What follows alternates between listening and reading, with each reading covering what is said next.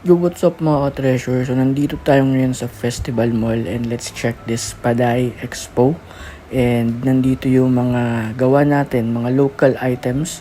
So, pasok tayo sa loob and tutur ko kayo. And kwentuhan tayo ng konti para habang nag-iikot-ikot tayo makita ninyo kung gaano tayo kagaling. So, ayan.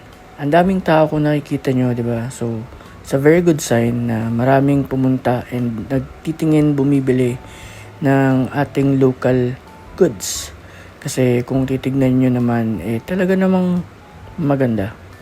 So, sample natin is itong mga wallet and purse. So, yung mga pagkakagawa niyan is napaka-tibay, napakaganda. Then, yung mga wooden crafts, kung titignan mo, napaka-detailed. So, magandang pang display, maganda for daily use. Meron din sila mga foods, drinks, and other na mangunguya dito sa expo. So, bumili rin ako ng chips kanina kasi masarap yung sa free taste na inabot nung ate. So, habang nag-ikot ako sa mall kanina and I stopped by to grab some chicha. So, masarap yung nabili kong parang kropek. So, hindi lang naman yun yung binebenta. Meron pang like ayan yung mga crafts nila, mga bags na pag hinawakan mo maganda yung pagkakagawa and makita mo naman matibay. Diba? Yan yung mga flowers, wooden crafts nila na napaka-detailed. Diba? Like tong mga muebles, matibay yan. May mga ganyan kami sa bahay na nung grade school pa ako until now, it's still there. So, matibay siya. It can last a lifetime kung magaling kayong mag-maintain. So, yung mga sample, di ba? Yung mga table, kita nyo naman yung pagkaka-polish niyan. So, halatang it's a good investment, good item, and talagang okay. Medyo pricey, of course, pero tignan nyo naman, it's almost like an art. And at the same time, magagamit ninyo.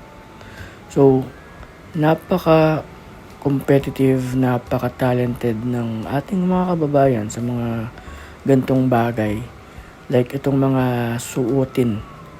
Itong mga flower created na from paper.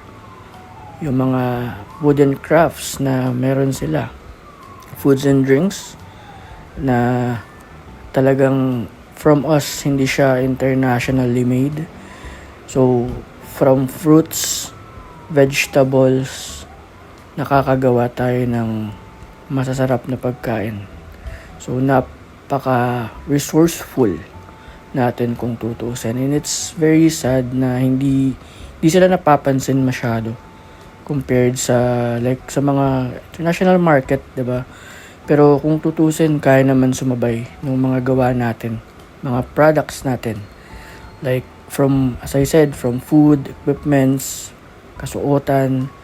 So, ang gaganda ng mga gawa natin. And I want to take this chance for you guys to see what I saw. Kung gaano kaganda. And I hope you appreciate itong mga gawa ng ating mga kababayan. So, panoorin nyo. Let's go!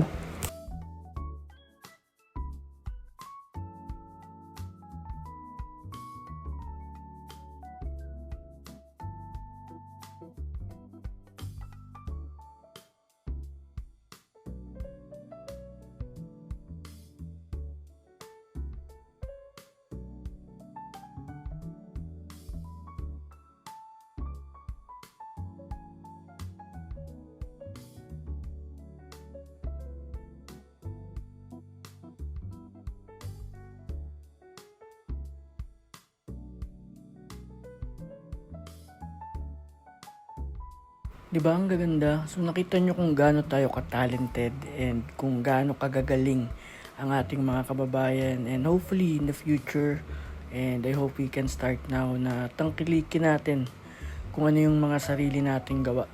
Kasi as I said, and ulitin ko, magaganda, magagaling, pumapalag. So yun lang for Paday Expo, na share ko lang. Peace.